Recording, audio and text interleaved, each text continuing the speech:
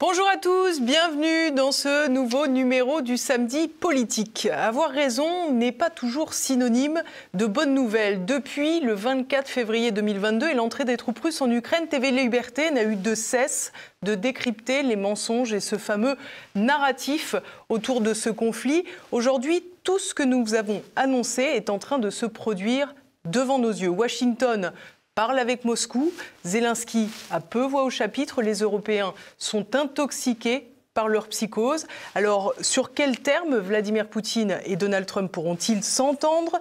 Quel avenir pour l'Ukraine? Quel avenir pour le Moyen-Orient? Les deux blocs sont-ils en train de se reconstituer? Et surtout, quel avenir pour l'Europe, pour sa diplomatie, pour ses intérêts et pour ses peuples? C'est tout ce que nous allons voir dans un instant. Mais avant toute chose, chers amis, je compte sur vous pour le partager, cette émission, pour la relayer, comme on dit en bon français. N'oubliez pas non plus de cliquer sur le petit pouce en l'air pour améliorer le référencement. Et puis, bien sûr, écrivez-moi dans les commentaires. Je vous répondrai. À tout de suite.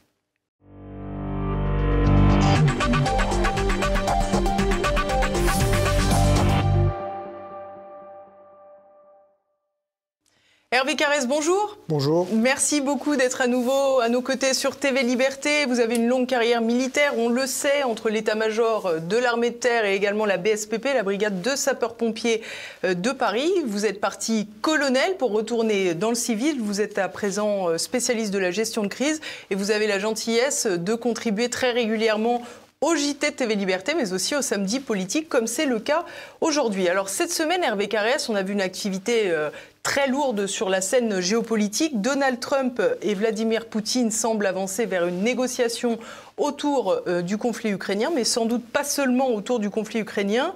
Le président américain a expliqué avoir une conversation avec son homologue russe pendant près de 90 minutes.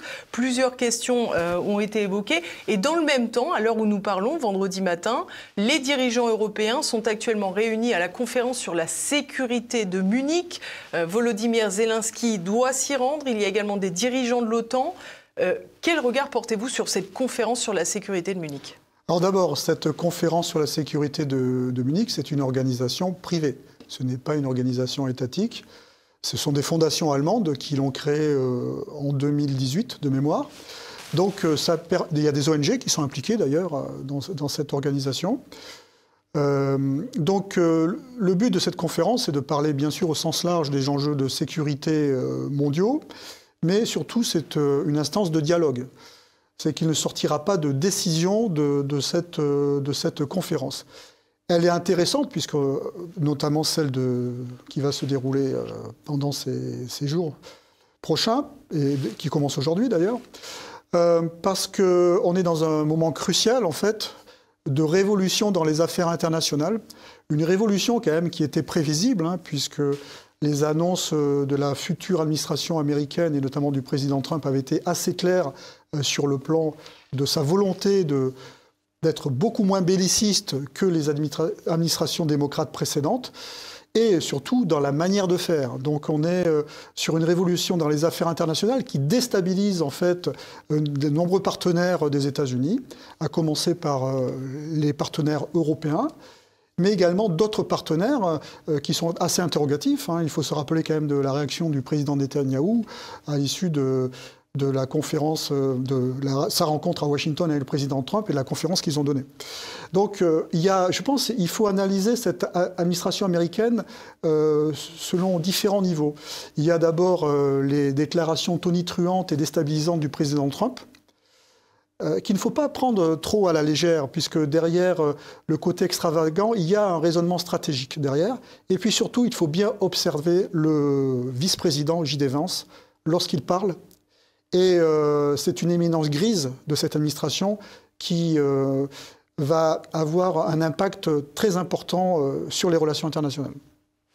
Alors, on a vu que Donald Trump a donc indiqué qu'il allait négocier rapidement avec Vladimir Poutine. Au départ, Volodymyr Zelensky a voulu faire comprendre qu'il était toujours dans la course. On va l'écouter tout de suite. Il était plutôt positif après cette annonce. Le président Trump m'a informé de ce que Poutine lui avait dit. Nous pensons que la force de l'Amérique est suffisante pour, avec nous et avec tous nos partenaires, pousser la Russie et Poutine vers la paix. J'ai également rencontré le secrétaire au Trésor américain, Bessent, pour préparer un accord qui renforcera notre sécurité et donnera un nouvel élan à nos relations économiques.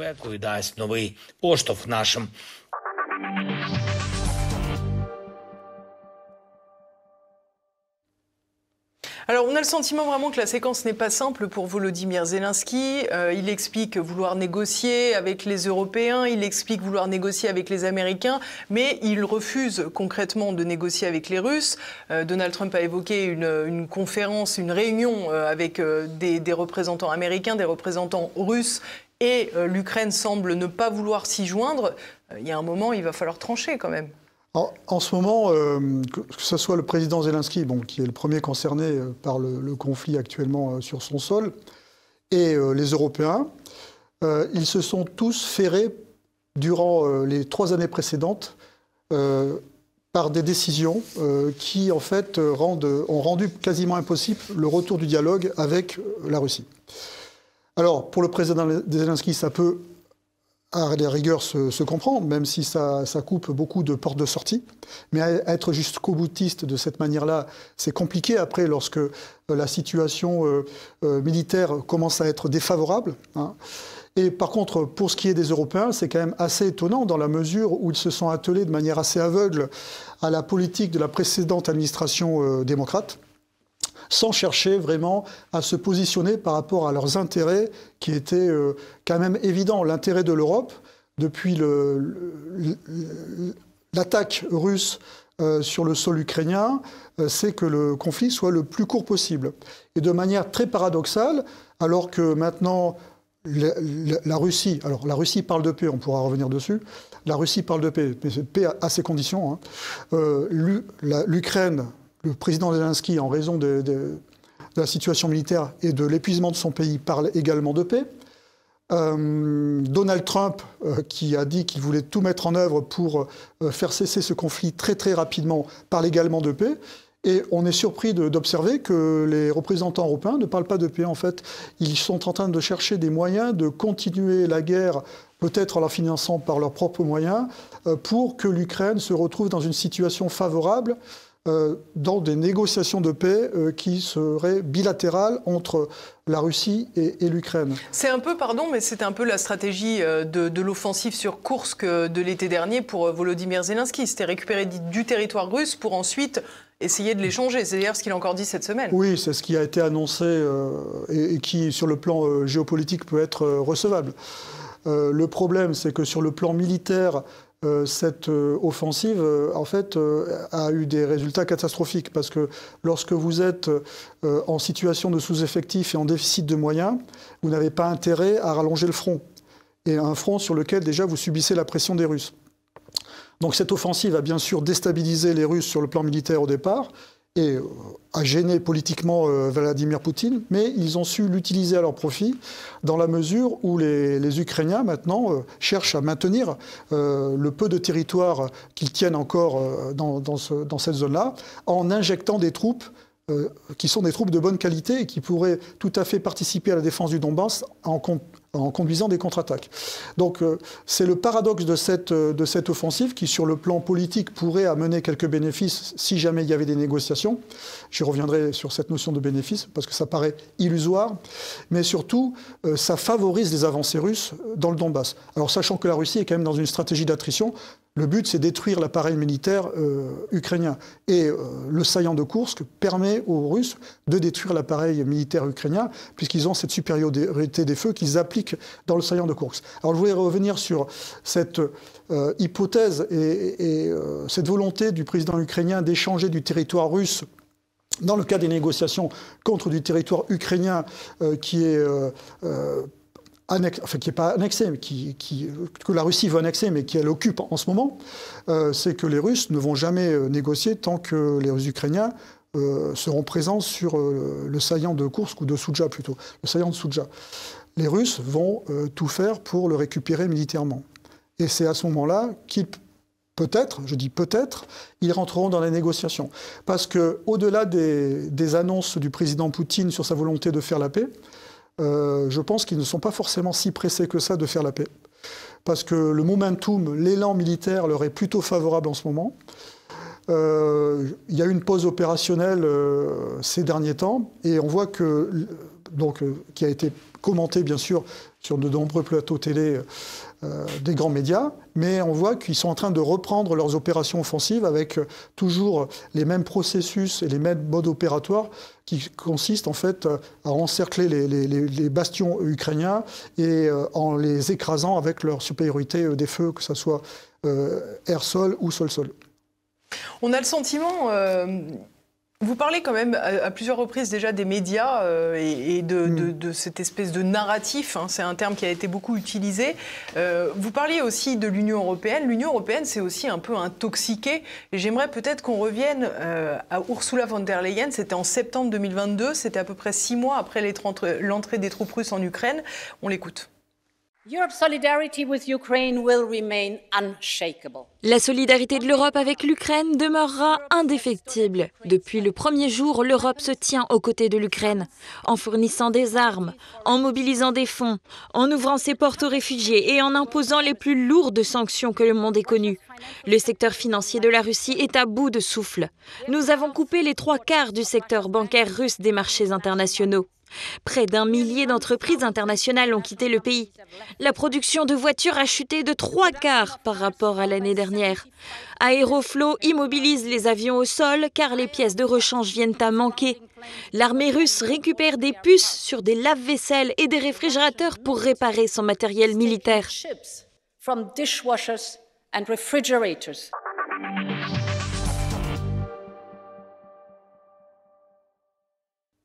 Alors, à l'époque, c'était déjà pas très digeste quand on entendait ces déclarations. Là, on se dit que ça a véritablement très mal vieilli quand même. Alors, malheureusement, je pense que de nombreux dirigeants occidentaux ont été mal conseillés par des experts de la Russie, mais des experts qui étaient en fait de l'ex-Union soviétique. C'est très rare d'avoir des experts qui connaissent la Russie actuelle, qui est en fait un régime sur le plan économique totalement libéral et capitaliste. Et ils ont cette image de la Russie qui date de l'ex-Union soviétique, avec une Russie paupérisée, pas très avancée, avec une industrie certes nombreuse, mais très arriérée sur le plan technologique. Alors que, en fait, c'est une erreur complète. Hein. Et on le voit très bien à la lumière de ce qui s'est passé, notamment avec les innovations qui ont été mises en place par les Russes. Alors les Russes, le complexe militaro-industriel russe, c'est un complexe militaro-industriel qui est étatique. Donc lorsqu'il produit, à des prix modiques qui correspondent quasiment... il vend à l'État russe des productions qui sont quasiment vendues au prix de la production. Donc il n'y a pas de marges qui sont faites. Ce qui leur permet d'avoir des productions nombreuses et de la qualité qui est suffisante pour faire face aux enjeux du front ukrainien. Le complexe militaro-industriel occidental, que ce soit américain ou européen, c'est un complexe militaro-industriel privé qui vend des productions sur lesquelles ils cherchent à faire des marges et qui sont souvent très technologiques. Et face aux conditions qui sont très rustiques du front ukrainien, il s'est avéré que ces productions étaient relativement fragiles, sur le plan notamment de la fiabilité et de la maintenance. Si je peux me permettre une parenthèse aussi, on a le sentiment que côté russe, ça ne fait pas de bulle économiquement parlant aussi, ce complexe militaro-industriel, alors que c'est le cas en Occident, ça booste entre guillemets la croissance. Et c'est aussi pour ça que parfois on peut avoir l'impression que les Américains poussent à cette politique de la guerre. Alors, le complexe militaro-industriel russe participe bien sûr à la croissance, puisque c'est un pays qui est en situation de guerre. Donc il y a une partie de ces richesses qui sont orientées vers la production militaire ou paramilitaire. Ce n'est pas le cas de l'autre côté, puisque même si on a entendu de nombreux dirigeants européens parler d'économie de guerre, alors la Russie n'est pas en économie de guerre, puisque même s'ils ont augmenté leur budget, l'économie de guerre, c'est au moins 25% du PIB qui est consacré à la production militaire ou paramilitaire. Côté occidental, non. En fait, les industriels attendent des commandes pour ensuite créer les lignes de production pour éventuellement augmenter le rythme de production de leur chaîne.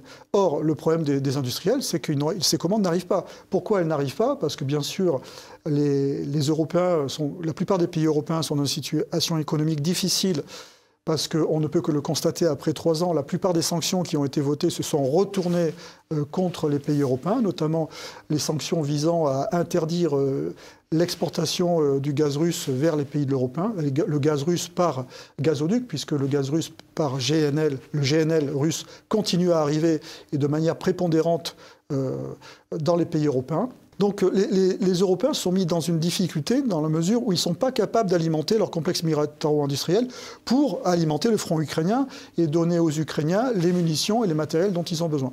Alors les munitions, c'est flagrant dans la mesure où Thierry Breton avait annoncé le million d'obus, alors qu'on est à peu près sur 500 000 obus produits annuellement au profit de l'Ukraine. Et ensuite, concernant les matériels, la disparité de qualité et même d'origine des matériels qui ont été livrés à l'Ukraine font que pour les Ukrainiens, sur le front, c'est un vrai cauchemar logistique. Et c'est d'ailleurs pour cela qu'on voit que souvent les Ukrainiens, qui ont quand même un complexe également militaro-industriel, utilisent beaucoup de véhicules, de chars et de blindés d'origine ex-soviétique, en fait, qu'ils ont rétrofité et améliorés. Puisque ce sont des engins qui sont rustiques et qui correspondent très très bien aux combats qu'ils sont en train de mener sur le front. On a vu tout à l'heure cette attitude donc, des autorités politiques européennes. J'aimerais qu'on voit aujourd'hui quelles sont les réactions, notamment avec un député macroniste. Il s'appelle Bernard Guetta et il a pris la parole depuis le Parlement européen jeudi. On l'écoute. Avant même que des négociations ne s'ouvrent entre Donald Trump et Vladimir Poutine, le président américain a donné au président russe tout ce qu'il pouvait espérer. Premièrement, qu'il n'était pas question, pas réaliste, donc pas question, que l'Ukraine revienne aux frontières d'avant 14, c'est-à-dire que le Donbass et la Crimée restent russes, naturellement. Deuxièmement, ils ont déclaré que ce qui resterait de l'Ukraine ne pourrait jamais, ce serait invraisemblable, inenvisageable, etc., adhérer à l'OTAN, c'est-à-dire qu'elle n'aura pas la protection de l'OTAN. Et troisièmement, encore plus inouï, les hommes de M. Trump ont déclaré qu'aussitôt après la proclamation d'un cessez-le-feu, il faudrait que l'Ukraine organise de nouvelles élections présidentielles. Nous devons nous préparer à déployer des troupes sur la future ligne de démarcation parce que l'Ukraine indépendante, ce qu'il en restera, aura besoin d'une protection et que seule l'Union européenne pourra la lui donner.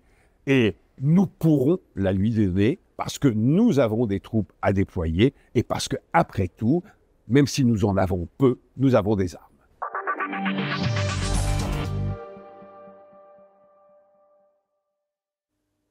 Qu'est-ce que ça vous évoque quand vous entendez des déclarations comme ça? C'est quoi? C'est de la cécité? C'est de l'idéologie? C'est de l'influence étrangère qui parcourt les rangs du Parlement européen? C'est quoi? C'est révélateur d'une classe politique qui est complètement has-been. Par rapport à la révolution qui est en place et qui est en train de se dérouler dans les relations internationales depuis le 20 janvier 2025.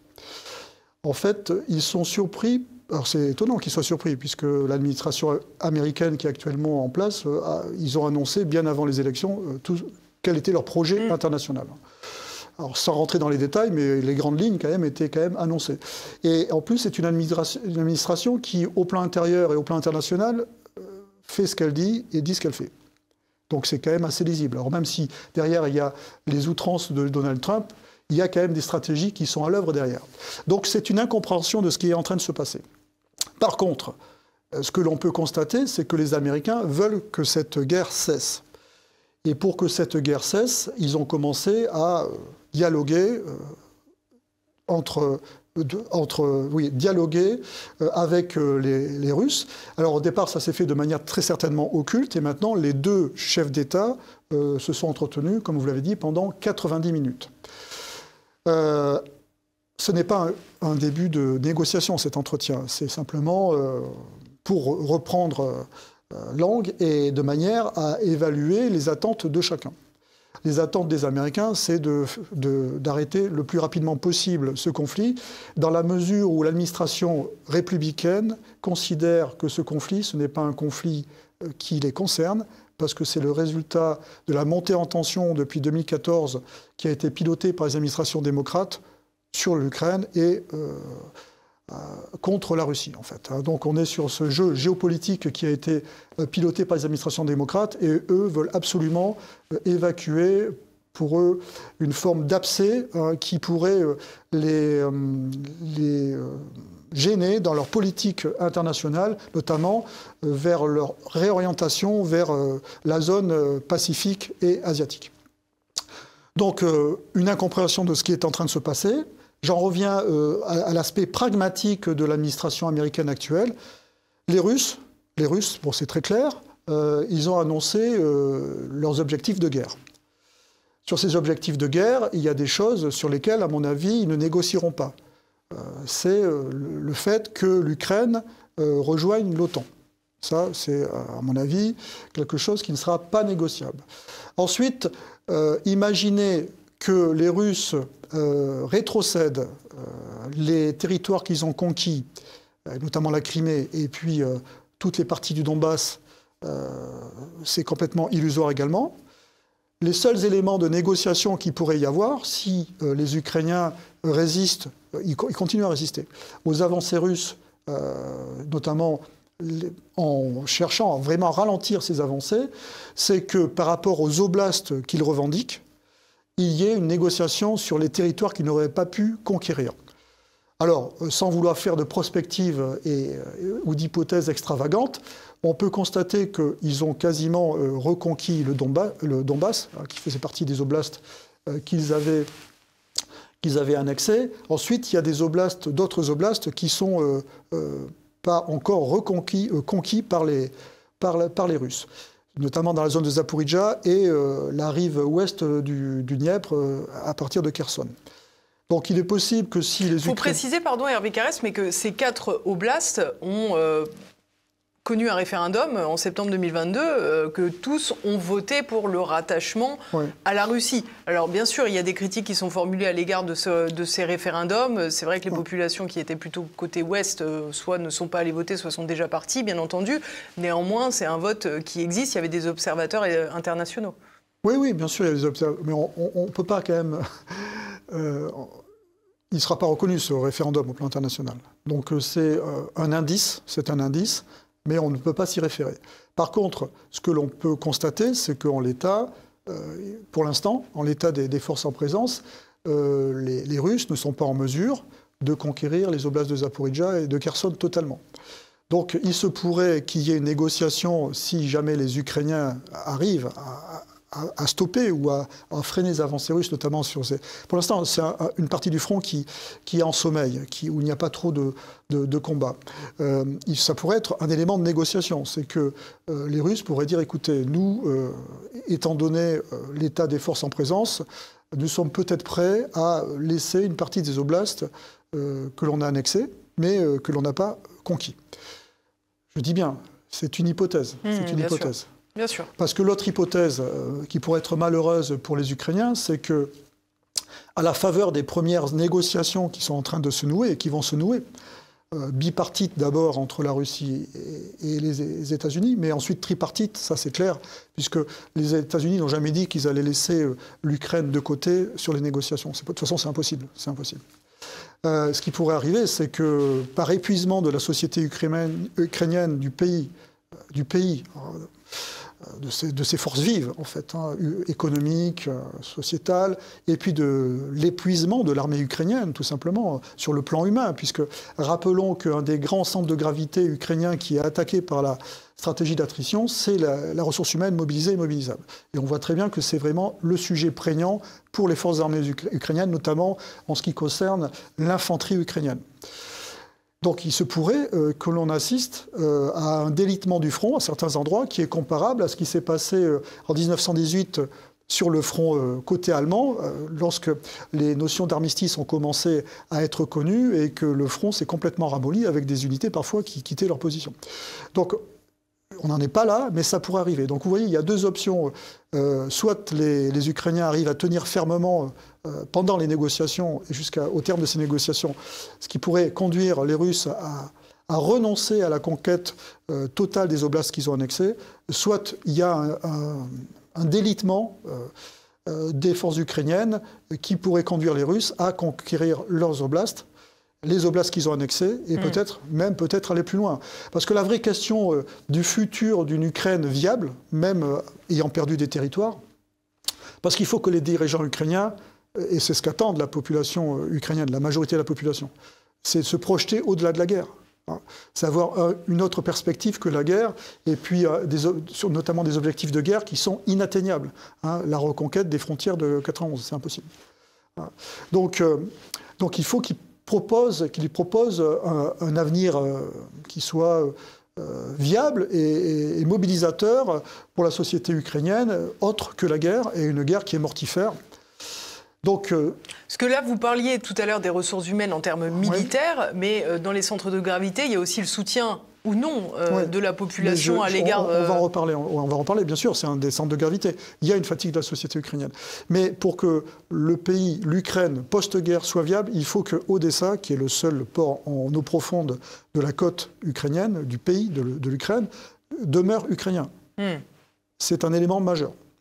Si le port d'Odessa venait à être conquis par les Russes, l'Ukraine post-guerre serait extrêmement affaiblie. Quelle est la situation d'Odessa aujourd'hui? Il n'y a pas de combat majeur? Non, alors on est très loin du front, on est complètement à l'ouest du pays. Alors, ça a été très intéressant, cette situation d'Odessa, parce que sur le plan militaire, c'est dans cette région que les Ukrainiens, à partir de cette région que les Ukrainiens ont porté les coups les plus durs aux Russes. Les coups les plus durs sur un des centres de gravité qui était important pour eux, c'était la péninsule de Crimée. Pendant quasiment 2 ans, en bombardant la péninsule de Crimée, en chassant la flotte russe qui a été obligée de se déplacer jusqu'à Novorossiysk pour être en dehors des frappes ukrainiennes. Donc là, ils ont mis vraiment en difficulté le pouvoir russe et les Russes sur cette zone de Crimée. On peut remarquer que depuis 1 an, ou au moins 6 mois, on va dire, il n'y a plus d'action offensive des Ukrainiens sur cette zone-là. Pourquoi?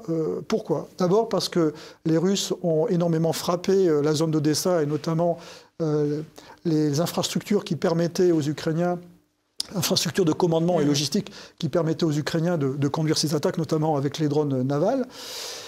Et puis, très probablement que certaines des ressources qui étaient utilisées par les Ukrainiens pour frapper la Crimée sont comptées ou n'existent plus.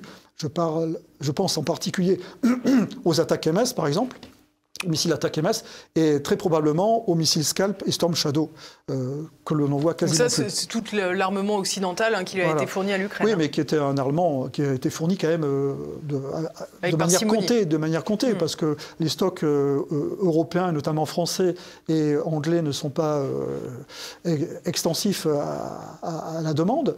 Et surtout, il en va de même des attaques MS américains.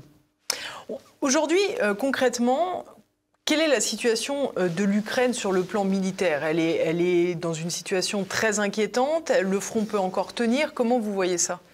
Alors, je vais parler à un niveau stratégique et opératif, pas au niveau tactique, parce qu'il y a des choses qui se passent au niveau tactique, mais est-ce que ça a du sens au plan opératif et au plan stratégique?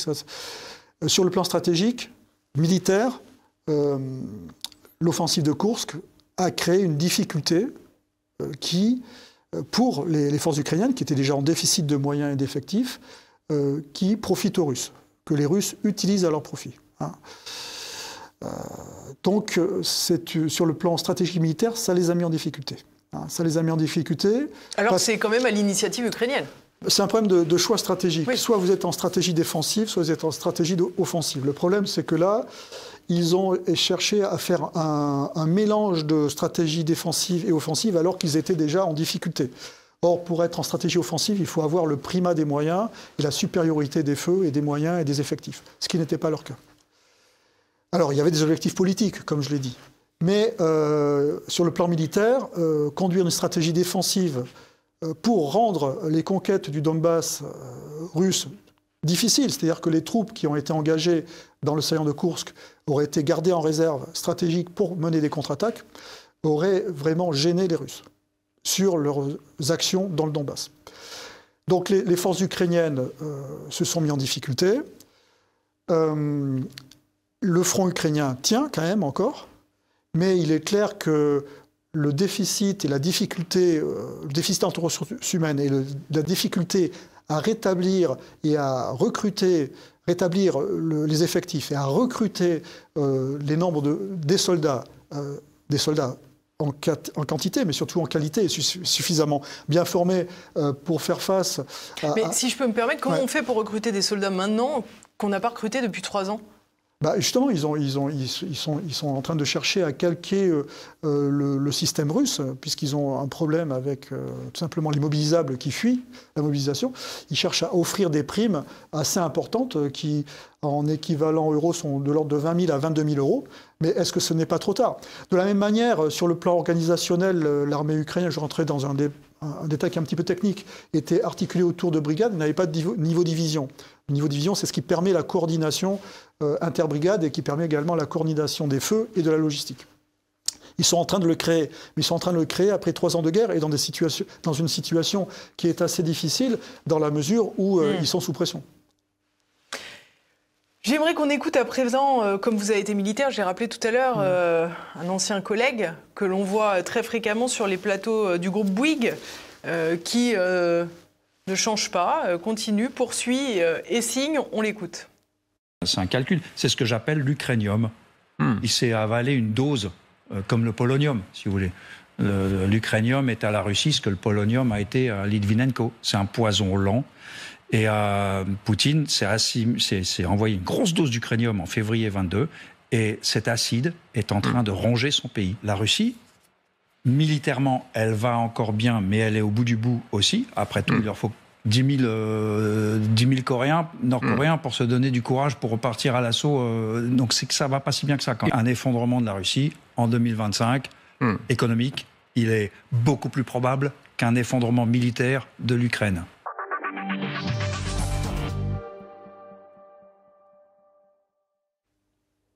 Alors, vous m'expliquez finalement qu'il y avait beaucoup de décisions qui avaient été prises pour l'armée ukrainienne qui étaient venues à contretemps, trop tard. On se dit, ce monsieur, outre le fait qu'il soit visiblement consultant attitré sur les plateaux de LCI, c'est aussi représentatif des militaires qui opèrent au niveau otanien notamment et au niveau occidental. On est mal barré quand même. Ces gens ont des responsabilités lourdes dans ce qui se passe en Ukraine aujourd'hui. Bon, d'abord, je vais commencer par être indulgent. Il y a le phénomène plateau. Lorsqu'on est sur un plateau, parfois, on peut être surpris par les questions qui sont posées, qui sont des questions ouvertes ou fermées et qui vont vous obliger à éviter d'être nuancé dans les propos. Alors, je ne parle pas de cela par rapport à l'exemple que vous venez de passer, mais en général, de manière générale. Sur les plateaux télé des grandes chaînes, il y a de nombreux militaires ou ex-militaires qui s'expriment, de différents grades. Ça va du général de corps d'armée, voire d'armée, jusqu'à des lieutenants-colonels. Certains sont rémunérés, d'autres pas. Donc, un consultant rémunéré est obligé quand même, comme un journaliste, d'épouser la ligne éditoriale de la chaîne. C'est une forme de journalisme, le consultant rémunéré. Dans ces consultants rémunérés, il y a différents portages, ou attitudes, ou postures. Il y a ceux qui font ouvertement de la propagande, ou qui sont outranciers. C'est son cas ? Je vais y revenir. Et ensuite, ceux qui mènent une analyse qui est posée et qui est rationnelle, quelles que soient les opinions qu'ils puissent avoir. Je peux citer 3 noms, puisque c'est tout à fait à leur honneur. Pierre de Jong, que vous avez déjà accueilli, le général Chauvency et le général Kaff, qui sont vraiment, je pense, de tous les consultants rémunérés et experts notamment que l'on peut voir sur la chaîne. Alors je ne sais pas si Pierre de Jong est rémunéré par contre, mais c'est ceux qui ont une réflexion qui est posée et rationnelle et qui utilisent des méthodologies pour analyser les situations qu'on leur présente. Alors les situations qu'on leur présente sur les plateaux télé, c'est un peu la guerre TikTok quand même. C'est souvent... on montre des vidéos de combat et on leur demande de commenter la vidéo. Vous imaginez quand même le niveau de recul que l'on peut avoir sur un plateau télé à partir d'une vidéo comme ça que l'on vous présente et on vous demande de commenter. C'est quand même une difficulté. Alors maintenant, pour revenir au général Yakovlev, moi j'ai été surpris dès le départ de de ses prises de position, sachant que le général Yakovlev, c'est quelqu'un qui a une certaine aura au sein de l'armée de terre, puisque lorsque j'ai préparé le concours de l'école de guerre, il y a toujours des livres qui sont conseillés de lire par des auteurs militaires, et il a écrit un livre qui est d'ailleurs très très intéressant, c'est Perspectives tactiques, qui en fait étudie plusieurs grands combats historiques et au travers des principes de la guerre et puis des modes opératoires. Et c'est également quelqu'un qui a été enseignant, ou je ne sais pas s'il enseigne toujours, en université. Alors je ne pense pas qu'il ait ce discours-là lorsqu'il enseigne. Donc il y a l'effet plateau télé, et puis il y a également l'effet posture. L'effet posture, c'est le personnage tel que je veux le présenter médiatiquement. Donc c'est devenu un peu un personnage très très connu. Oui, un mème presque. Comment ? Je crois qu'on pourrait dire aujourd'hui que c'est un mème. Oui. C'est une caricature de lui-même. Oui, en fait, il me fait penser, vous vous rappelez, sur Canal+, il y avait les Guignols de l'info, le colonel Sylvestre. On est un petit peu dans cette posture-là. C'est caricatural. Alors, est-ce qu'il est sérieux ? Je ne pense pas. Il est dans sa posture médiatique. Maintenant, est-ce que l'on apprend quelque chose lorsqu'on l'écoute ? Est-ce qu'on comprend ce qui se passe à partir de ses propos ? C'est ce qui est dommage quand on voit le niveau qu'il a atteint au sein des armées. Mais en fait, non. En fait.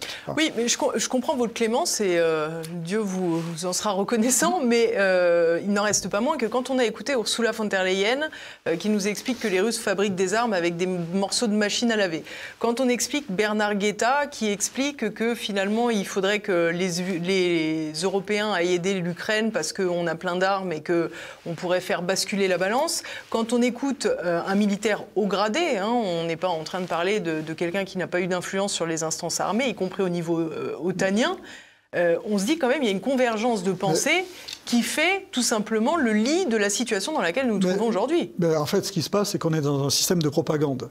Souvent, sur ces plateaux télé, ils parlent Alors, ils utilisent les émissions de Soloviev pour se moquer des émissions de Soloviev. Alors, Soloviev, c'est l'équivalent des émissions d'Hanouna, en Russie. Alors qu'en Russie, j'ai un ami qui habite dans l'Oural, qui est un Français expatrié, il me dit que les Russes, en fait, par exemple les émissions de LCI, alors beaucoup de Russes qui sont francophones, il ne faut pas l'oublier, mais elles sont traduites quand même en russe, et ces émissions et ces passages-là sont montrés à la télé russe, et ça les amuse, En fait, il faut comprendre que ces émissions-là et ces propos-là sont considérés comme de la propagande, mais c'est de la propagande, c'est outrancier, c'est tellement outrancier que ça n'aide pas à comprendre ce qui se passe. Ça n'aide pas à comprendre ce qui se passe, mais comme vous le dites, c'est de la propagande et ça fonctionne dans les mentalités. Écoutez, j'en parle souvent au sein de ma famille, il y a eu plein de sujets de propagande. Le sujet des Nord-Coréens sur le front.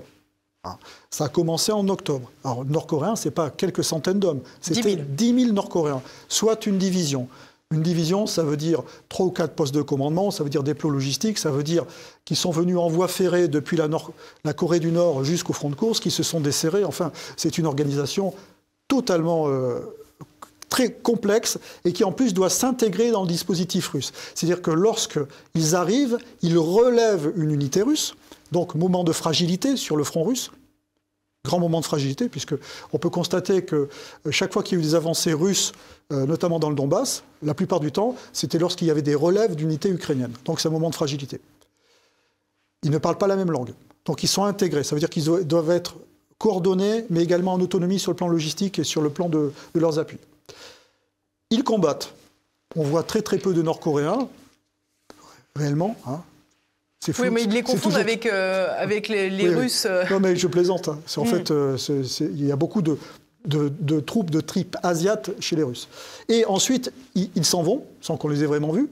Donc, il y a une deuxième fragilité du front ukrainien, du front russe qui est créée, parce qu'il y a une nouvelle relève de ces 10 000 Nord-Coréens par unité russe. Et entre-temps, il en est mort quasiment 1000 par jour, si on les écoute aussi. Non, mais c'est absurde sur le plan militaire. Ça n'a pas de sens.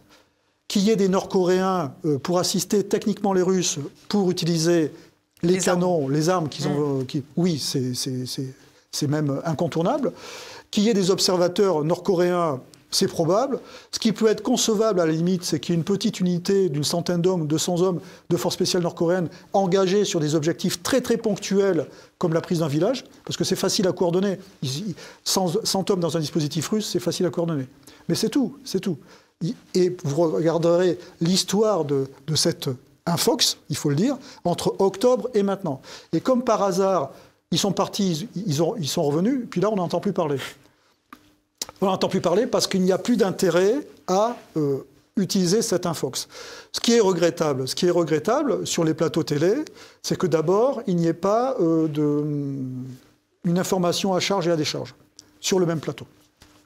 Ensuite, ce qui est regrettable, c'est que les journalistes prennent des éléments de communication, que ce soit, de toute façon, les Ukrainiens mentent, comme les Russes mentent, ils sont en guerre. Mais nous aussi, en fait, nos organes militaires et stratégiques mentent également, puisqu'on est dans un processus d'appui, de soutien à l'Ukraine. Ils prennent ces éléments-là sans avoir un regard critique par rapport à ces éléments. Et le plus grave, à la limite, on peut excuser les journalistes, c'est que sur l'affaire d'Émile Corin, c'est qu'il y ait des officiers qui savent très bien ce que je suis en train d'expliquer, parce qu'ils ont la même formation que moi, qui n'aient pas la capacité à dire, mais écoutez, ce que je viens de dire, c'est que bien sûr qu'il peut y en avoir, mais pas 10 000. C'est absurde. Vous voyez ce que je veux dire ? Et ça ne s'intégrerait pas dans la guerre. Et c'est là où on est dans un système de propagande, parce que ce sont des informations qui sont complètement extravagantes. Et elles ne sont pas discutées ni critiquées sur les plateaux de télé ou même dans les journaux. Parce qu'il y a certains journaux, je parle de la presse écrite. Donc c'est ça un système de propagande. C'est qu'en fait on alimente une information. Mais la question, elle n'est jamais questionnée. Bien sûr, mais la question, c'est de la propagande. Pourquoi ? Pour qui ? Pour les intérêts de qui ? Là, on a vu récemment avec les déclarations d'Elon Musk et les déclarations de Donald Trump et la fin du financement de l'USAID, du moins pour 3 mois, on verra ensuite ce qu'il en est exactement. On a vu des révélations naître un peu partout. On a vu que l'USAID participait au financement d'un nombre de médias absolument incalculable en Occident. Donc on est forcé de faire un lien entre les deux, entre cette propagande que vous venez de nous expliquer très bien et ces financements américains, de l'État profond américain qui a déclenché cette guerre. Parce qu'en ce moment, c'est le grand déballage. C'est le grand déballage grâce, d'une certaine manière, à cette nouvelle administration Trump qui, en fait, est en train d'auditer toutes les dépenses de l'État américain. Donc il tire la ficelle, et quand il tire la ficelle, évidemment, on découvre des choses qui paraissent étonnantes, et pourtant qui avaient été souvent signalées par des personnes qui avaient été taxées de complotistes.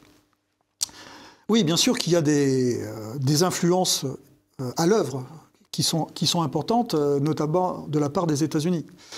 Et pourquoi ? Parce que ce conflit en Ukraine, quand on s'intéresse à la géopolitique des États-Unis, s'inscrit tout à fait dans leurs objectifs géopolitiques, mais structurels, en fait, qui est celui d'éviter qu'il y ait un continuum eurasiatique. Et d'autant plus que, alors, tout ce que je dis, ça peut être vérifié à partir des publications américaines, puisque la grande force des États-Unis, comme c'est une grande démocratie, tout ce qu'ils font, ils l'écrivent aussi, et en général, c'est consultable en open source, comme on dit. Que ce soit les publications de la Random Corporation avec son rapport d'avril 2019, expliquant comment on peut contenir la Russie en utilisant justement au plan stratégique l'Ukraine et les risques qu'il y avait derrière. Il est consultable, avril 2009, rapport de la Random Corporation, de mémoire c'est Overexpanding Russia, je crois que c'est ça, voilà. Ensuite, il y a bien sûr le livre de Brzezinski, même s'il date un peu, le grand échiquier qui explique et qui met à jour la stratégie géopolitique des États-Unis en Europe, et notamment en Europe centrale, en désignant l'Ukraine comme pays pivot, pour éviter justement que la Russie redevienne un acteur mondial, parce que c'est là où il y a eu un affrontement géopolitique entre la Russie et les États-Unis. Les États-Unis ont pensé que la Russie était devenue un acteur régional. Or, depuis que le président Poutine est arrivé au pouvoir dans les années 2000, sa volonté, c'est de refaire de la Russie un acteur mondial, de refaire de la Russie, en fait, une grande puissance à l'égal de l'influence ou de la reconnaissance que pouvait avoir l'ex-Union soviétique, même si les comparaisons ne sont pas forcément les bonnes. Mais on est quand même dans cette idée-là, c'est refaire de la Russie un grand pays, en fait. Vous avez en face Make America Great Again, et en fait, vous avez en face la Russie qui, depuis 2000, cherche à redevenir un acteur mondial écouté et puissant, en fait. Donc il y a eu cet affrontement géopolitique, et cet affrontement géopolitique, il a joué sur plusieurs... on parle souvent de guerre hybride lorsqu'on parle de la Russie, mais guerre hybride, d'ailleurs, c'est un concept qui a été développé par des officiers chinois dans les années 90, à partir d'un bouquin, justement, où ils ont développé ce concept-là après la première guerre du Golfe. Mais il faut bien comprendre que les Occidentaux, et notamment les États-Unis, mènent aussi une guerre hybride vis-à-vis de la Russie. Lorsqu'ils financent des ONG qui vont à l'encontre du système russe, du système politique russe, lorsqu'ils financent des opposants politiques, lorsqu'ils financent des révolutions oranges comme la deuxième révolution de Maïdan, de mémoire 5 milliards de dollars, je crois, lorsqu'ils financent... Ça, c'est pareil, c'est pas caché, c'est non, mais bien sûr, c'est pas caché. Par Victoria Nuland à plusieurs reprises. C'est pour ça que c'est étonnant, toutes ces informations-là qui sont pas cachées, sur les plateaux télé, il ne faut pas en parler. Et quand on les redonne, on est complotiste en plus. Oui, on est complotiste. Alors, il ne faut pas imaginer non plus que les Russes sont innocents dans l'affaire. Mais on est sur un affrontement géopolitique, en fait. Les deux utilisent tous les moyens qui sont à leur possession pour atteindre leurs objectifs. Et ce que l'on peut regretter vis-à-vis du positionnement des Européens, je dirais ces pauvres Européens, et de la France en particulier, c'est qu'au lieu de développer une stratégie au regard de nos intérêts, eh bien, on a calqué nos actions sur celles des États-Unis. On voit le résultat en ce moment. Et sur celle de l'Ukraine. Mais l'Ukraine, c'est normal. Ils étaient agressés, ils se défendaient. Mais nous, on avait des convergences d'intérêts qui n'étaient pas forcément ceux de l'Ukraine, ceux des États-Unis, ni ceux de la Russie. Il fallait trouver, vraiment définir où étaient nos intérêts dans cette... Ce qui est très intéressant, ce que vous dites là, c'est qu'on s'est calqué sur la manœuvre, j'allais dire, américaine, mais pour autant, aujourd'hui, la manœuvre américaine, elle n'est plus du tout celle de l'administration démocrate, et on pourrait qualifier de néoconservatrice, elle est républicaine, on voit bien qu'elle ne va pas du tout dans les mêmes directions, et on voit que l'Europe, elle, reste recroquevillée sur les intérêts néoconservateurs de l'administration démocrate qui vient de partir. Vous vous rappelez ce qu'on s'est dit il y a 2 mois sur ce plateau ? On s'est dit que lorsqu'il y aurait des négociations, et ce serait entre la Russie et les États-Unis, que l'Ukraine aurait un strapontin, mais que peut-être les Européens n'auraient pas de strapontin. Ou alors serait vraiment dans l'arrière-cour. Vous vous rappelez il y a 2 mois. Et c'était une évidence, parce que... pourquoi ? Parce qu'on est dans un affrontement géopolitique mondial.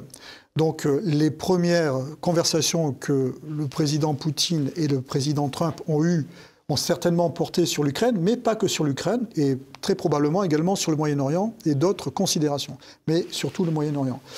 Il est très probable, comme par hasard, que la rencontre qui devrait avoir lieu prochainement en Arabie Saoudite, remarquons quand même le poids de l'Arabie Saoudite au plan international maintenant, sous l'impulsion du nouveau roi. C'est quand même très intéressant à observer. En tous les cas, ce n'est pas un hasard, dans la mesure où la problématique du Moyen-Orient est une problématique qui est quand même très très importante. Que ce soit ce qui se passe en Irak, ce qui se passe en Syrie, le sujet de l'Iran, sachant que l'Arabie Saoudite et l'Iran se sont quand même rapprochés, le sujet du Liban, le sujet bien sûr de la Palestine et d'Israël, et bien sûr le sujet de la Syrie. Donc cette problématique-là est très importante. Ils vont en parler. Ça ne veut pas dire qu'ils ne vont pas non plus ne pas parler de l'Ukraine. Mais l'Ukraine, je reste convaincu que les Américains vont tout faire pour l'associer aux discussions avec les Russes, mais c'est quand même compliqué, dans la mesure où ils ont proposé aux Ukrainiens de participer aux discussions qui vont avoir lieu entre la Russie et les États-Unis, les représentants de la Russie et des États-Unis à Munich, et le président ukrainien dit qu'il ne voulait pas y participer. Ça devient compliqué, en fait. Ça devient compliqué, dans la mesure où on ne peut pas dire « je veux participer, je veux être inclus, et je ne veux pas être en relation directe avec mon adversaire direct, c'est-à-dire la Russie ». Son avenir, à lui, à Volodymyr Zelensky, est-ce qu'il passe par la paix ? Alors, la situation politique interne, quand même, est compliquée en Ukraine, dans la mesure où, depuis mai 2024, il n'est plus officiellement est légalement président de l'Ukraine. Maintenant, à son crédit, on peut quand même imaginer qu'organiser des élections dans les conditions actuelles, ce serait quand même assez compliqué.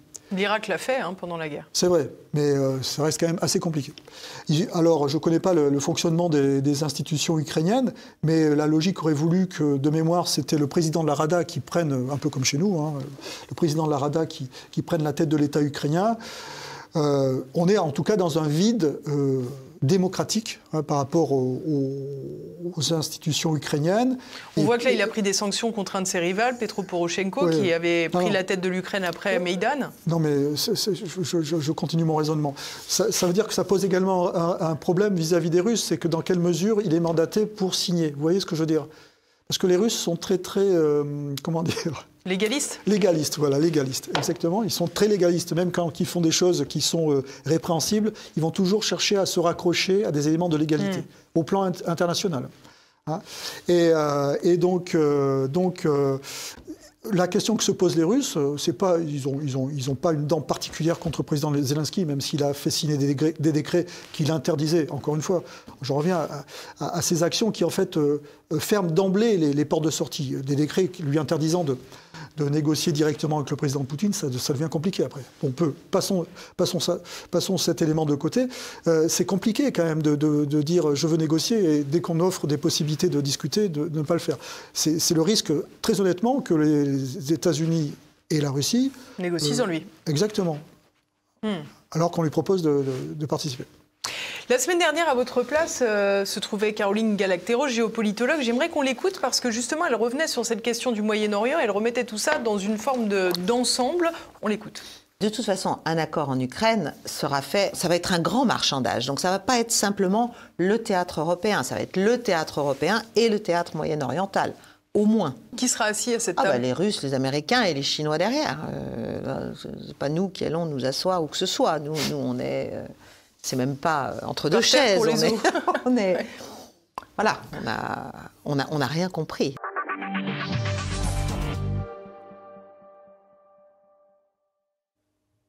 Donc vous l'avez rappelé tout à l'heure, Donald Trump et Vladimir Poutine devraient se voir pour la première fois en Arabie Saoudite. C'est pas anodin, bien entendu. On imagine donc qu'ils ne parleront pas que de l'Ukraine. Comment voyez-vous ça? Est-ce que finalement, on n'est pas dans la reconstruction d'un monde bipolaire entre deux blocs qui vont organiser à nouveau le monde? Moi, je pense qu'on revient à un monde multipolaire, avec des relations de nation à nation. D'ailleurs, vous remarquerez que ni la Russie, ni les États-Unis ne reconnaissent, ni la Chine ne reconnaissent l'Union européenne comme une entité à part entière. Bon, d'ailleurs, quand on s'intéresse au fonctionnement de l'Union européenne, on peut quand même se poser la question. Quel intérêt partagé entre les pays baltes et puis la Grèce, ou entre la Pologne et l'Espagne, ou le Portugal? Bref, passons. Donc ce n'est pas reconnu, Donc on est tout à fait dans cette relation de nation à nation que cette bascule multipolaire est en train de mettre en place. Et c'est là où les dirigeants européens sont complètement has-been, parce qu'ils n'ont pas compris. Et comme ils se sont eux-mêmes affaiblis sur le plan national, sur le plan de la souveraineté nationale, la France, complètement absente et complètement décrédibilisée à l'international, que ce soit en Afrique ou au Moyen-Orient. Alors je ne parle même pas de la situation en Europe, puisque quand on voit la composition de la Commission européenne et que l'on voit que Kaja Kallas, ex-premier ministre de l'Estonie, un pays de 1,3 million d'habitants, engage sur le plan international 450 millions d'habitants, dont les habitants des 3 grands pays historiques fondateurs de la communauté européenne, l'Allemagne, la France et l'Italie, qui participent en plus majoritairement au budget européen, on peut quand même se poser des questions. Alors, la nomination de Kaja Kallas est tout à fait symptomatique de cette incompréhension de ce qui est en train de se passer, puisqu'elle a été certainement promue parce qu'elle avait, pour des raisons historiques et compréhensibles, quand on s'intéresse à l'histoire des pays baltes, elle était très anti-russe, alors qu'en fait, c'est complètement un contre-emploi. C'est un contre-emploi puisqu'on a basculé sur autre chose. Basculer vers une négociation qui, de toute manière, même si l'administration démocrate était restée en place, enfin une nouvelle administration démocrate, on serait allé de facto, de toute façon, vers une négociation. Alors évidemment, peut-être pas dans des termes aussi rapides et extravagants tels qu'ils sont annoncés par le président Trump. Mais en tout cas, on serait allé vers une négociation. Donc, il y a vraiment cette incompréhension des dirigeants européens qui est notable. Ils sont en train de devenir complètement dépassés par les événements. Que de l'incompréhension. C'est pas de l'idéologie. Ah mais c'est pas incompatible. Les deux sont compatibles en fait, puisque l'idéologie n'aide pas à comprendre. Puisqu'on cherche à passer au filtre tous les événements à partir d'une idée que l'on prend pour une vérité. Que ce soit au plan international ou même au plan intérieur, il n'y a rien de pire que l'idéologie, puisqu'on cherche à expliquer le monde à travers d'une idée ou de 2 ou 3 idées. Très rapidement, Hervé Carré, j'aimerais quand même qu'on s'arrête un tout petit peu sur la question moyen-orientale. Ouais. Donald Trump a fait les déclarations sans doute les plus tonitruantes, comme vous dites, sur cette question. Je vous propose qu'on le réécoute. Pourquoi voudrait-il y retourner? Cet endroit a été un véritable enfer. Je vois une prise de contrôle à long terme. Je vois cela apporter une grande stabilité à cette partie du Moyen-Orient et peut-être à tout le Moyen-Orient. Toutes les personnes à qui j'en ai parlé adorent l'idée que les États-Unis prennent le contrôle de ce territoire, le développent et créent des milliers d'emplois pour en faire quelque chose qui sera magnifique. Je ne veux pas faire de l'esprit, je ne veux pas faire le malin, mais la Côte d'Azur du Moyen-Orient, cela pourrait être quelque chose vraiment magnifique.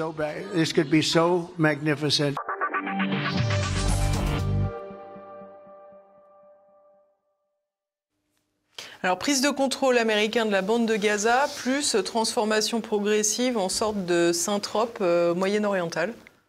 Oui, alors on va aller au-delà de ces déclarations et bien comprendre que le premier allié au Moyen-Orient des États-Unis, c'est Israël, et que jamais Israël ne sera lâché par les États-Unis, quelles que soient les administrations en place. Alors, en plus, l'administration Trump est particulièrement pro-israélienne, mais pro-israélienne dans le sens où ils épousent totalement les enjeux stratégiques israéliens. Les enjeux stratégiques israéliens sont d'abord créer une profondeur stratégique, ce qu'ils ont réussi à obtenir avec l'annexion, la prochaine annexion très probable de l'entièreté du Golan, puisqu'ils sont même descendus du plateau. Ils ont commencé, alors je ne sais pas s'ils sont toujours au bas du plateau, dans les villages druzes qui étaient au bas du plateau, mais en tous les cas, ils ont récupéré l'entièreté du Golan. Dans ce cadre-là, on peut se dire que le départ de Bachar el-Assad est plutôt une bonne chose ? Je reviendrai là-dessus. Ensuite, le continuum territorial, c'est que par le biais des colonies illégales en Cisjordanie et le réseau autoroutier qui est interdit aux Palestiniens, qui rejoint ces colonies illégales, eh bien, ils sont en train de grignoter la Cisjordanie pour créer ce continuum territorial.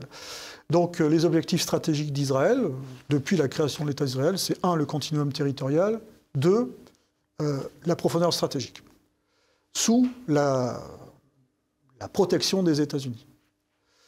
Donc l'administration Trump va les appuyer dans ces objectifs stratégiques. Et avec comme prétexte, l'aspect sécuritaire, qui est réel d'ailleurs. Oui. Alors je vais revenir sur l'affaire de la bande de Gaza. La bande de Gaza, historiquement, pour les Israéliens, historiquement, je dis bien quand on remonte à l'Antiquité, c'est une zone philistin, c'est les Philistins.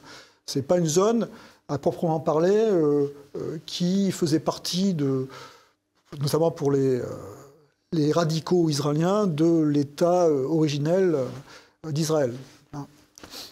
D'ailleurs, très intéressant, il parle de Judée-Samarie, souvent, en Cisjordanie. Et vous verrez que l'administration Trump prend ce vocable-là, prend les éléments de langage de... Donc c'est quand même des éléments qui sont quand même pas anodins. Donc l'affaire de la bande de Gaza, dont drame humanitaire, la bande de Gaza, une opération israélienne qui a consisté à écraser les infrastructures pour éviter d'avoir des pertes, parce qu'ils ont préféré créer des dommages collatéraux importants vis-à-vis de la population palestinienne pour éviter d'avoir des pertes dans un combat classique urbain qui aurait été extrêmement dangereux pour les forces d'Israël. Des opérations qui n'ont rien à voir avec la guerre en Ukraine, par exemple. Ah non, ça n'a rien à voir. Rien à voir. Rien à voir. Rien à voir dans l'absolu, mais on retrouve quand même des modes opératoires que les Russes appliquent, puisque les Russes, pour éviter d'avoir des pertes, ils écrasent également les villes qui résistent, de toute façon. Les bastions. Les bastions, la plupart, lorsqu'il y a une résistance forte... Avec des civils à l'intérieur ?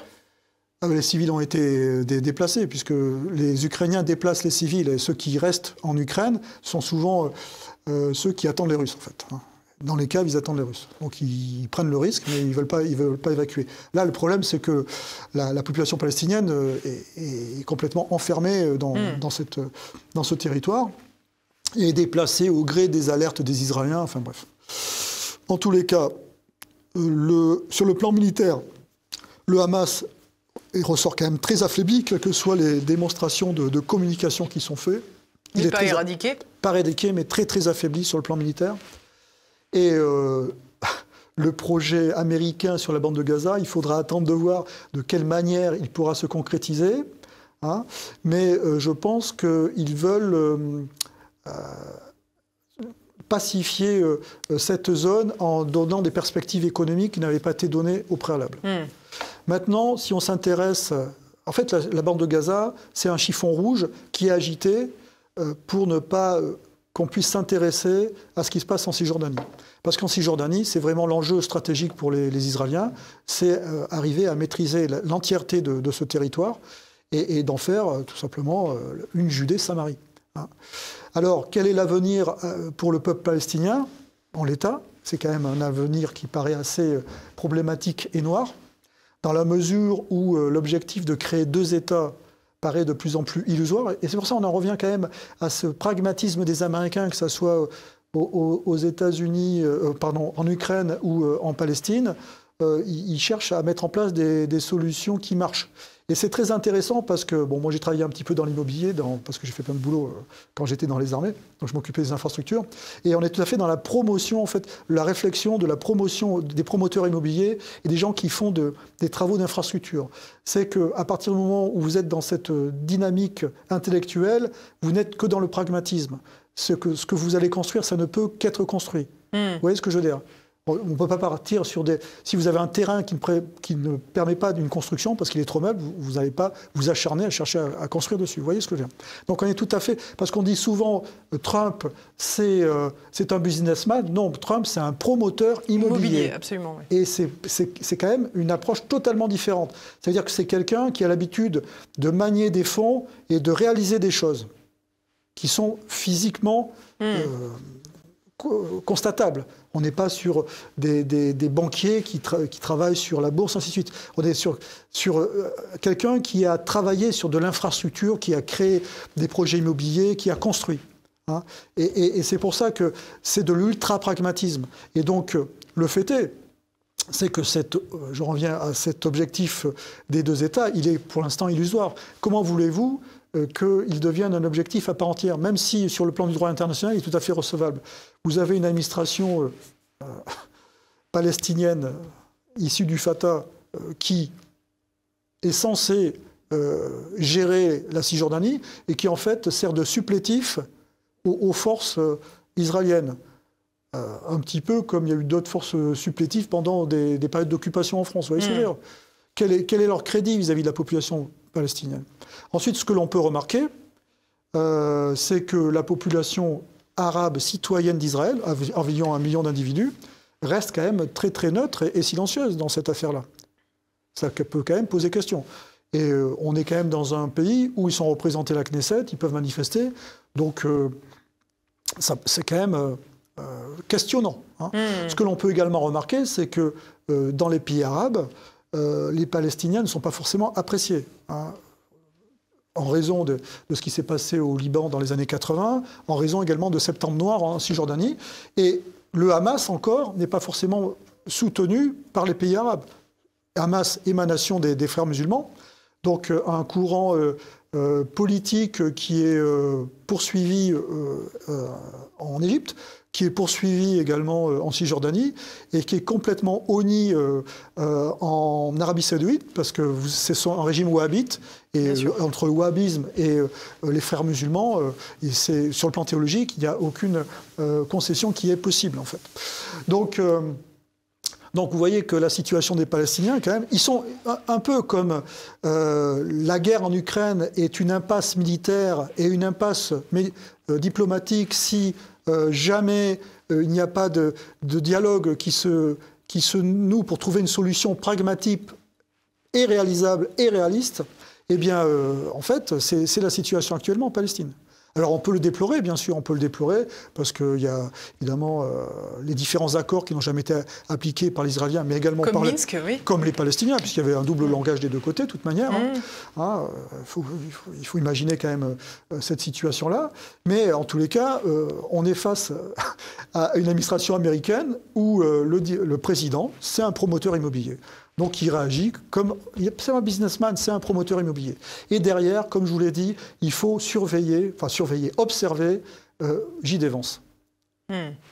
Dans ce cadre-là de discussion entre Donald Trump et Vladimir Poutine, qu'est-ce qu'ils vont se dire sur la question du Moyen-Orient? Quels sont les intérêts russes sur ce territoire? Alors, sur le Moyen-Orient, historiquement, les pays arabes faisaient partie, la Syrie faisait partie des alliés historiques. Bachar al-Assad s'est réfugié à Moscou, des alliés historiques de l'ex-Union soviétique. Encore une fois, on a affaire également à des pragmatiques, en fait, en face. Donc, ils ne défendront que les solutions qui sont tenables. Un peu comme sur le plan militaire, vous avez remarqué, les Russes, sur le front ukrainien, dès qu'ils étaient en difficulté, ils reculaient. Donc on est vraiment face à ce type de relation entre des pragmatiques, et c'est pour ça que je pense qu'ils vont arriver à se comprendre. Parce qu'ils sont ultra pragmatiques. Alors quand je dis ultra pragmatiques, c'est qu'ils mettent de côté beaucoup peut-être d'éléments moraux qui pourraient nous importer à nous. On est vraiment dans l'ultra-pragmatisme et l'ultra-rationalité. Et donc ils vont arriver certainement à s'entendre, d'autant plus qu'ils parlent qu'en termes d'intérêts. D'intérêts nationaux ou géopolitiques. Donc sur le Moyen-Orient, la situation en fait de la Russie est assez particulière puisqu'elle a des liens quand même encore avec les mouvements palestiniens, que ce soit le Hamas ou même le Fatah. Elle a toujours également des relations assez importantes avec l'Iran. Et il y a une forte communauté d'origine russe en Israël, de mémoire un peu plus d'1 million donc la Russie est très représentée également en Israël. Donc ils vont jouer un jeu d'équilibre. L'intérêt des Russes, de toute façon, au Moyen-Orient est quand même beaucoup moins important que celui des Américains au Moyen-Orient. À partir du moment où les Russes arrivent à peu près à garder des relations diplomatiques avec la plupart des pays du Moyen-Orient, et peut-être certaines de leurs bases, on verra l'avenir des bases russes actuellement en Syrie, mais quand je parle du Moyen-Orient, on peut même s'intéresser également au Maghreb, puisque les relations entre la Russie et l'Algérie sont également très très ténues. D'ailleurs, ils viennent d'acheter le dernier avion de chasse russe. Donc vous voyez, ce jeu géopolitique des Russes au Moyen-Orient. Alors, comme je dis, c'est un enjeu planétaire. On peut remarquer que les Américains s'intéressent également beaucoup à l'Arctique en ce moment, aux routes du Nord. Et avec le réchauffement climatique, les routes du Nord, notamment du côté des côtes russes, deviennent de plus en plus praticables. Et on peut imaginer que les routes classiques dans un avenir proche, à l'horizon de 2050, du commerce international qui passait par le canal de Suez, par exemple, pourraient très bien varianter vers ces routes du Nord. Donc vous voyez, tous ces enjeux-là vont être évoqués avec une position des Russes sur le Moyen-Orient qui, à mon avis, est très très négociable. Dans la mesure où ils vont quand même chercher à protéger leur dernier allié dans la région, c'est l'Iran. C'est l'Iran. Dans tout cela, il y a un grand absent, c'est l'Union européenne finalement, qui n'est pas à la table des négociations, dont on perçoit aujourd'hui à peine leur capacité à définir quels sont leurs intérêts, que ce soit sur la question européenne, avec l'Ukraine, que sur la question internationale avec le Moyen-Orient. Comment vous voyez ça? Qu'est-ce que vous prévoyez pour l'Union européenne après ces discussions ou en parallèle de ces discussions entre Poutine et Trump? Alors ça va être quand même une période très très compliquée pour l'Union européenne dans la mesure où, comme je vous l'ai dit, on est face à des pays qui ne conçoivent que les relations de nation à nation. Sur le plan commercial, je ne serais pas étonné qu'il y ait des accords commerciaux bilatéraux entre les États-Unis et certains pays européens. D'ailleurs, l'Italie commence à en parler. De mémoire, la Hongrie en a parlé. Bon, la Hongrie, c'est un petit pays. Par contre, l'Italie, c'est quand même la deuxième puissance industrielle européenne. Ce n'est pas anodin.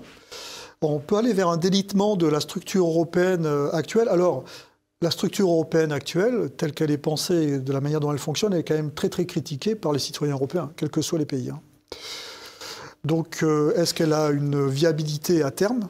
Peut-être que cette mise de côté des Européens, de l'Union européenne dans sa forme actuelle, c'est peut-être une opportunité pour révolutionner ou amender cette structure européenne et revenir à une structure européenne plus proche de la communauté européenne telle qu'elle était au départ. En fait, mais ce n'est pas du tout la direction vers laquelle se dirigent nos dirigeants européens. Non, parce qu'en fait, on est en train de se diriger vers un fédéralisme européen. Le problème, c'est qu'on met en place des structures fédérales où il n'y a pas de garde-fous démocratiques comme dans des grands pays fédéraux au monde. Quand on va prendre un pays fédéral dont on a parlé, les États-Unis, vous avez la Chambre des représentants, avec une pondération liée à la population de chaque État.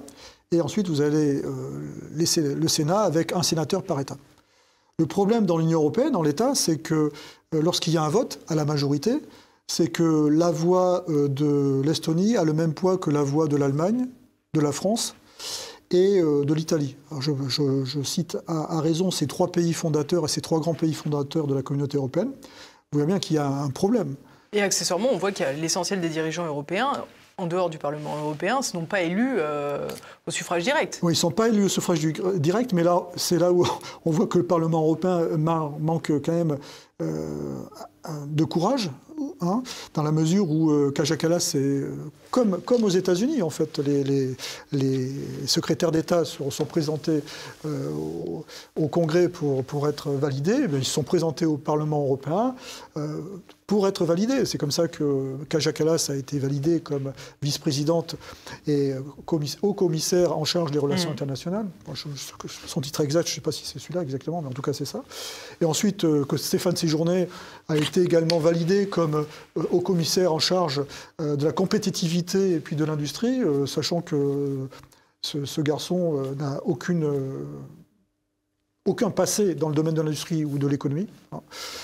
Donc, derrière, vous avez quand même un Parlement européen qui ne joue pas son rôle, qui ne censure pas les commissaires européens qui pourraient être, on va dire, problématiques dans l'évolution des relations internationales ou dans l'évolution de la situation économique. Concrètement, l'Europe est face non pas seulement à une crise diplomatique, mais à une crise démocratique. Je dirais même une crise de système. C'est une crise, à mon avis, de système.